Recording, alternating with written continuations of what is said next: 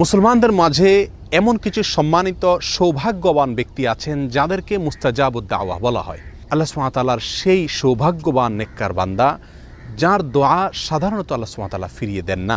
তিনি নিজের জন্য কিংবা অন্যের জন্য যে কোনো দোয়া আল্লাহ সুবহানাহু ওয়া তাআলার কাছে করলেই সে দোয়া আল্লাহ সুবহানাহু ওয়া তাআলা কবুল করেন। তাকে বলা হয় মুস্তাজাবুদ দাওয়া। সম্মানিত বন্ধুগণ, এই মুস্তাজাবুদ দাওয়া আমরা কিভাবে হতে পারবো, কিভাবে এই সৌভাগ্য অর্জন করতে পারবো যে আমি হাত তুললেই আল্লাহ সুবহানাহু ওয়া তাআলা সেই দোয়া কবুল করবেন, আমার কোনো দোয়া আল্লাহ সুবহানাহু ওয়া তাআলা ফিরিয়ে দিবেন না। এ বিষয়ে তাবরানী বর্ণিত একটি হাদিস আমরা পেশ করতে চাই। সিনিয়র সাহাবী সাদ ইবনে আবি ওয়াক্কাস রাদিয়াল্লাহু তাআলা আনহু তিনি একবার নবী সাল্লাল্লাহু আলাইহি ওয়াসাল্লামের কাছে আহ্বান করলেন, দরখাস্ত করলেন, ইয়া রাসূলুল্লাহ, আপনি আল্লাহর কাছে আমার জন্য দোয়া করুন, আমি যেন মুস্তাজাবুদ দাওয়া হতে পারি। নবী সাল্লাল্লাহু আলাইহি ওয়াসাল্লাম তাকে বললেন, আতিব মাতআমাক তাকুন মুস্তাজাবুদ দাওয়া। সাদ, তুমি তোমার খাদ্যকে হালাল রাখবে, পবিত্র রাখবে, পরিচ্ছন্ন রাখবে হারাম এবং হারামের লেশ থেকে, তাহলে তুমি মুস্তাজাবুদ দাওয়া হতে পারবে। তাবরানী বর্ণিত হাদিসটিকে মুহাদ্দিসিনের কেউ কেউ যায়ীফ বললেও এই বিষয়ে আরও বহু বিশুদ্ধ হাদিস বর্ণিত রয়েছে। সহিহ মুসলিমের এক হাদিসে নবী সাল্লাল্লাহু আলাইহি ওয়াসাল্লাম ইরশাদ করেছেন যে একজন ব্যক্তি অনেক সময় দুর্গম পথ পাড়ি দিয়ে অনেক দূর দূরান্ত থেকে মক্কায় আসেন, দোলায় মলিন অবস্থায়, চুল এলোমেলো অবস্থায়, ক্লান্তি এবং সকল কষ্টকে উপেক্ষা করে তিনি এসে আল্লাহর দরবারে হাত তুলেন, দোয়া করেন মক্কায় এসে, বাইতুল্লাহ এসে, এবং তার চাওয়াগুলোকে পেশ করে থাকেন এবং এমনভাবে চান যেন আল্লাহ তাআলা তার দোয়া কবুল করবেনই করবেন।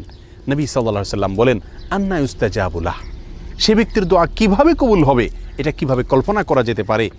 কারণ সে ব্যক্তির দেহ গঠিত হয়েছে হারাম দিয়ে, তার যে সম্পদ তিনি গড়ে তুলেছেন সেগুলোর পিছনে হারাম উপার্জন রয়েছে, হারামের ভূমিকা রয়েছে। অতএব সেই ব্যক্তি আল্লাহ সুবহানাহু ওয়া তাআলার কাছে যতই দোয়া করুক, যতই মক্কায় গিয়ে দোয়া করুক, যত কষ্ট করে এসেই দোয়া করুক না কেন, আল্লাহ সুবহানাহু ওয়া তাআলা তার দোয়া কীভাবে কবুল করবেন? অর্থাৎ দোয়া কবুল হওয়ার কোনো প্রশ্নই উঠতে পারে না। সম্মানিত বন্ধুগণ, এ হাদিস আমাদেরকে যে বার্তা দেয়, আমরা যদি মুস্তাজাবুদ দাওয়া হতে চাই, আমাদের দোয়া আল্লাহ সুবহানাহু ওয়া তাআলা ফিরিয়ে দিবেন না, সকল দোয়া আল্লাহ তাআলা কবুল করবেন, এটা যদি আমরা চাই, তাহলে আমাদেরকে সর্বপ্রধান এবং মূল যে বিষয়টির প্রতি খেয়াল রাখতে হবে সেটি হলো আমার খাদ্য গ্রহণ এবং যে কোনো উপার্জন যেন সম্পূর্ণ হালাল হয়। সাদ ইবনে আবি ওয়াক্কাস রাদিয়াল্লাহু তাআলা আনহুর একটি বকরি ছিল। একবার বকরিটি তার প্রতিবেশীর ঘরে প্রবেশ করে সেখান থেকে কিছু খাবার খেয়ে বের হয়ে এসেছে। তিনি সেটি খেয়াল করেছেন। বিষয়টি তার নজরে পড়ার পরে দীর্ঘদিন পর্যন্ত আর তিনি ওই বকরির দুধ পান করতেন না, অথচ নিয়মিত তিনি সেই বকরির দুধ পান করে থাকতেন। কেন দুধ পান করা ছেড়ে দিয়েছেন?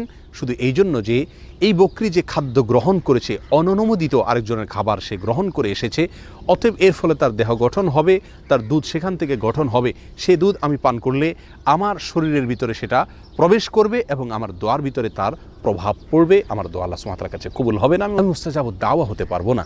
সম্মানিত বন্ধুগণ, এই ঘটনাগুলো আমাদেরকে যে শিক্ষা দেয়, এই হাদিসগুলো আমাদেরকে যে বার্তা দেয়, সেটি হলো খাদ্য গ্রহণ সম্পূর্ণ হালাল হতে হবে, উপার্জন, পোশাক আশাক সব কিছু সম্পূর্ণ হালাল হতে হবে, নিজেকে, নিজের পরিবারকে হারাম থেকে যোজন যোজন দূরে রাখতে হবে। আজকাল দিনের অনেক বিষয়কে আমরা প্র্যাকটিস করি, কিন্তু উপার্জনের হালাল হওয়ার বিষয়টিকে পরিপূর্ণভাবে, পুঙ্খানুপুঙ্খভাবে, সন্দেহ থেকেও দূরে থেকে পিওর হালাল ইনকাম, হালাল উপার্জন গ্রহণ করা, হারামকে বর্জন করার মানসিকতা আজ আমাদের মধ্যে অনেক কম। আসুন হারামকে চূড়ান্তভাবে বর্জন করি, হারামের লেশমাত্র আছে এমন কিছু থেকে দূরে থাকি। আল্লাহ সুবহানাহু ওয়া তাআলা আমাদের সমস্ত দোয়া কবুল করবেন, আমরা মুস্তাজাবুদ দাওয়া হতে পারবো। আল্লাহ তাআলা আমাদের সকলকে সে মর্যাদার অধিকারী হওয়ার তৌফিক দান করুন। আসসালামু আলাইকুম ওয়া রাহমাতুল্লাহি ওয়া বারাকাতুহু।